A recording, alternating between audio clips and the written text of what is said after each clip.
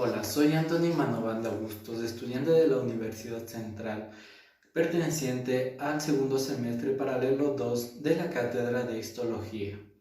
El día de hoy les hablaré sobre uno de los órganos que forma parte de los sentidos y es muy importante, que es la vista. Es muy importante, ¿por qué? Porque esta nos permite captar el medio externo al instante mediante estímulos que se van a expresar a manera de color, luz, movimiento, distancia y profundidad. El ojo es uno de los órganos más complejos y evolucionados del ser humano. La vista, por su parte, se conforma de tres componentes: un órgano receptor, que sería el ojo, las vías de conducción que llevan estos estímulos, y la tercera, que sería un área determinada para el procesamiento de estos estímulos, que corresponden a las áreas 17, 18 y 19 de Brodmann. Ahora voy a hacer una descripción anatómica e histológica del ojo, partiendo de la anatomía comparativa a través de un ojo de bovino. Como podemos ver, aquí está este maravilloso órgano, que es el ojo. Podemos ver que este, a su vez, aún cuenta con tejidos externos como es el párpado. Podemos ver también que tiene las pestañas. Podemos observar que tiene tejidos internos aledaños al mismo, como son los músculos, tejido adiposo y el tejido conjuntivo. Para una mejor explicación de este órgano y un mejor estudio del mismo, debemos retirar todos los tejidos que nos dificultan observar de mejor manera esta estructura.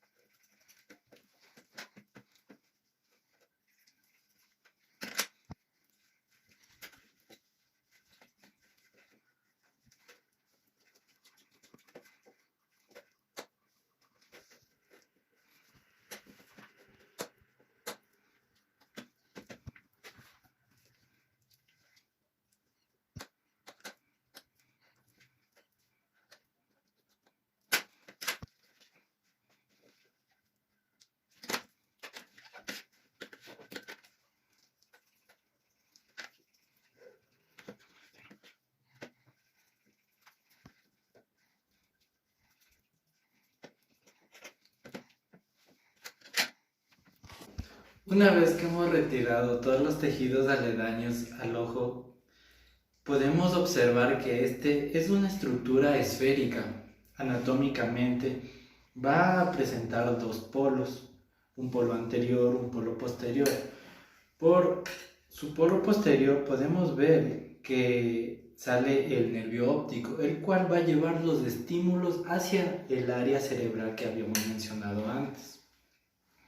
Anatómicamente, el ojo humano va a tener un diámetro de 2,5 centímetros y un volumen de unos 6,5 ml. Anatómicamente también se lo divide en meridianos. También se lo puede dividir en hemisferios, hemisferio superior, hemisferio inferior.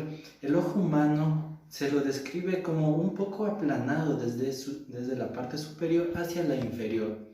Se lo describe el hemisferio central y los laterales a este.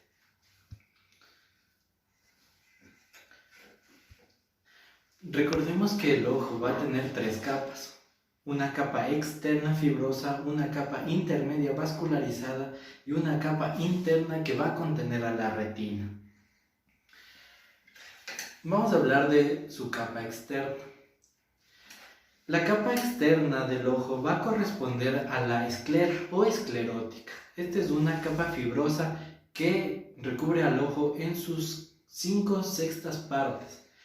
En el polo anterior, esta esclera se va a continuar con la córnea, que es parte de la capa externa, y esta va a corresponder a la 1/6 parte de todo el globo ocular.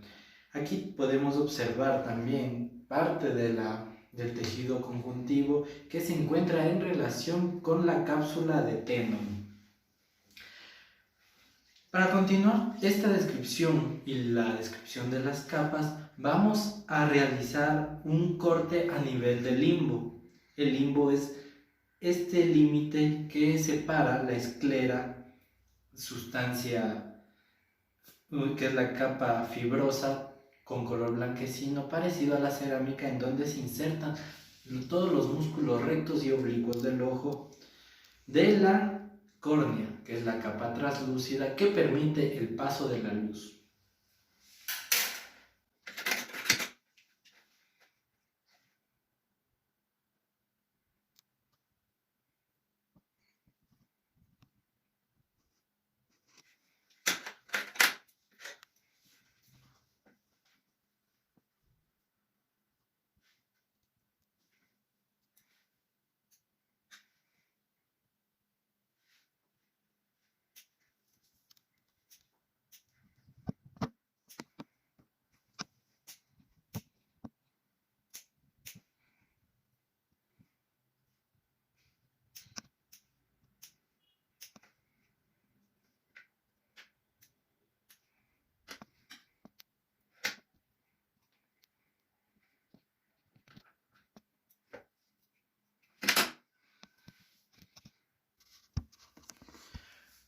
Una vez que hemos hecho el corte a nivel del limbo, podremos lograr separar la esclera de la córnea. Aquí podemos observar la córnea.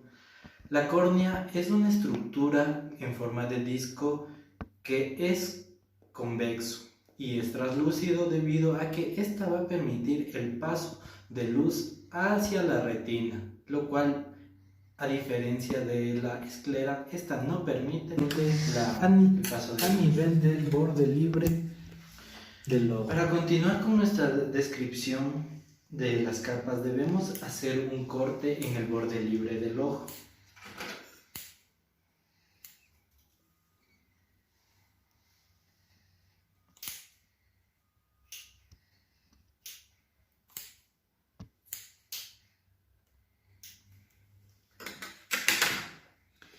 Hecho el corte, podremos observar las distintas capas que conforman a la cápsula ocular, además de que podremos extraer los componentes internos del ojo.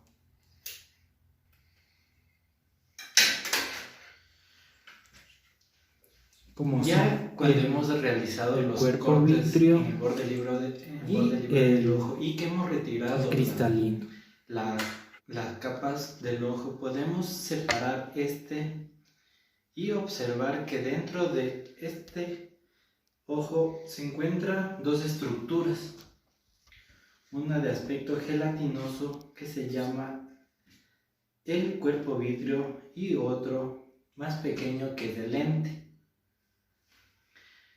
En la cápsula del ojo, en su parte interior, podemos observar a la parte de la retina o al epitelio pigmentario, el cual es el que recibirá los estímulos lumínicos y los conducirá hacia las sistemas de vías de conducción que llevan los estímulos al cerebro. Y ahora vamos a hablar sobre el cristalino, que lo podemos observar aquí. También se lo puede denominar lente. Es un cuerpo biconvexo que se encuentra entre el iris y el cuerpo vítreo. En su superficie posterior es más convexa y marca la fosa hialoidea del cuerpo vítreo.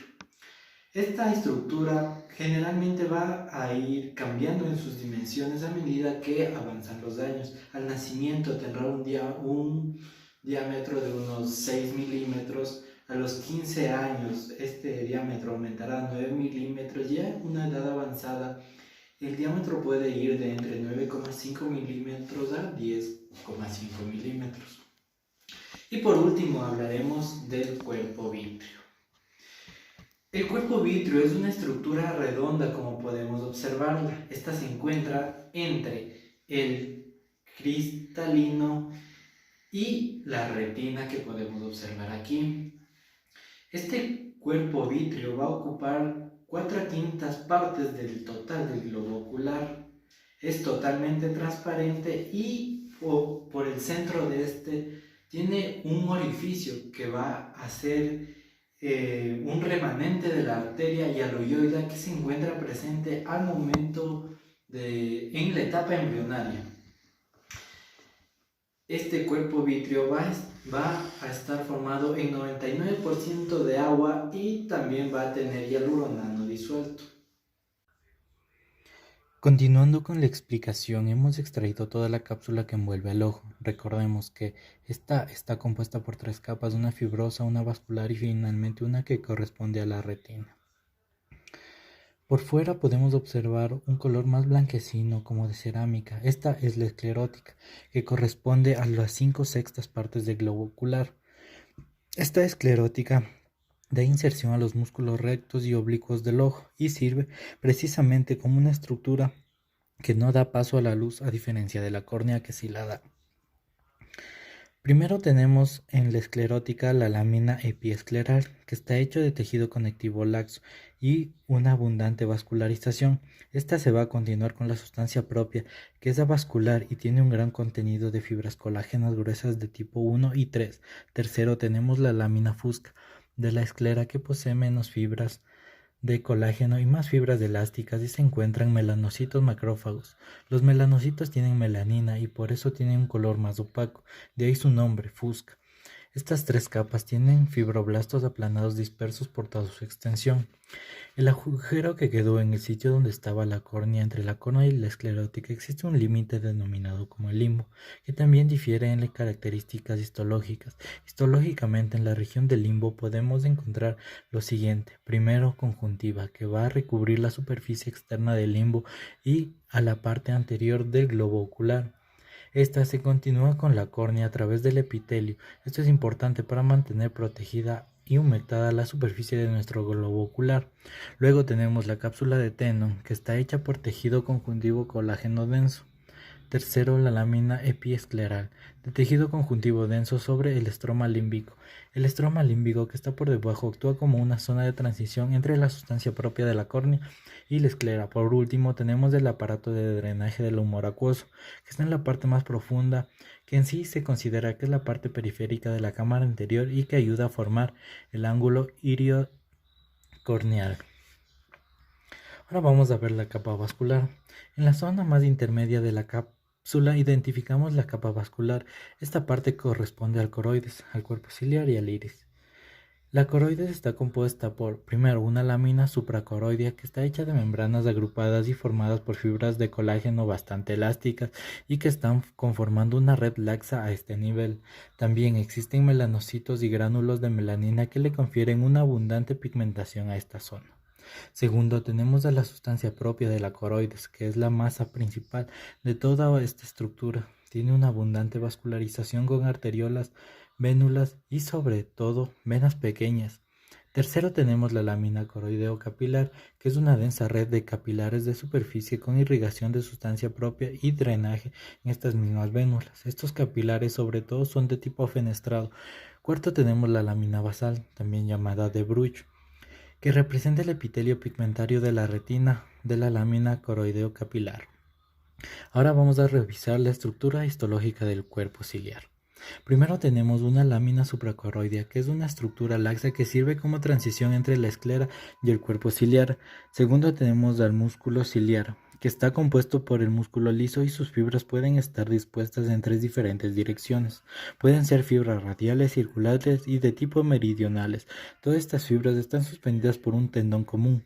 Luego tenemos a la capa vascular, también llamada estroma. Esta es altamente vascularizada por ramas arteriales que provienen del círculo arterial mayor del iris. Luego tenemos la lámina basal, o también llamada de Bruch, con las mismas características histológicas que se nombraron en la coroides. Luego, quinto, tenemos el epitelio ciliar pigmentado, que es una capa de células cúbicas que va desde la hora serrata hasta la raíz del iris. Y por último, tenemos el epitelio ciliar no pigmentado, que es un epitelio cúbico acilíndrico y es una continuación de la parte fotosensible a nivel del iris. Ahora vamos a revisar la estructura histológica del iris. Este iris se compone de una capa limitante anterior, que es una modificación del estroma compuesto por fibroblastos y melanocitos. Segundo, tenemos el estroma del iris, que es tejido conectivo laxo con fibras colágenas y células como fibroblastos, macrófagos y mastocitos. Tercero, tenemos un epitelio anterior, que en sí es el músculo dilatador de la pupila. Esta es una capa simple plana de células mioepiteliales con sus porciones musculares hacia la superficie con forma radial, mismas que forman el dilatador de la pupila. Y por último tenemos el epitelio posterior, que es una capa de células cilíndricas con abundantes gránulos de melanina, lo que les confiere una abundante pigmentación. Ahora veremos la capa interna, que es la retina. La retina es precisamente la encargada de transmitir los impulsos de luz en impulsos eléctricos para que se asimilen a nivel de nuestro cerebro. La retina se forma de 10 capas. Primero, el epitelio pigmentario, que es una capa de células cúbicas. Segundo, una capa de conos y bastones que contiene prolongaciones de conos y bastones, que son células fotorreceptoras. Tercero, tenemos una capa limitante externa. Es una membrana fenestrada muy delgada. Cuarto, una capa nuclear externa, o también llamada granulosa externa, que contiene los núcleos de los conos y bastones. Quinto, una capa plexiforme externa. Esta es una zona de transición entre los fotorreceptores y la primera neurona en dirección central. Luego tenemos una capa nuclear interna, o también denominada la granulosa interna, que tiene 4 plexiformes interna que conforman una red densa de prolongaciones de células aledañas. Octavo, una capa ganglionar que contiene los cuerpos celulares de las células ganglionares, que son células nerviosas enviadas a la corteza cerebral. Noveno, tenemos una capa de fibras nerviosas que contiene los axones de las células ganglionares que se dirigen hacia el disco del nervio óptico, que están en la parte posterior. Y por último, la capa limitante interna, que contiene a los extremos de las células de Müller y de las células gliales.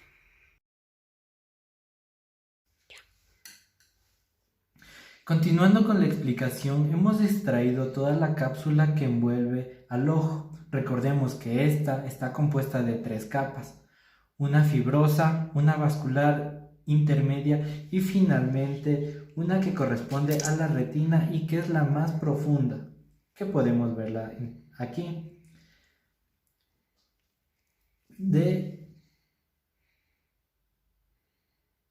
Ay no, otra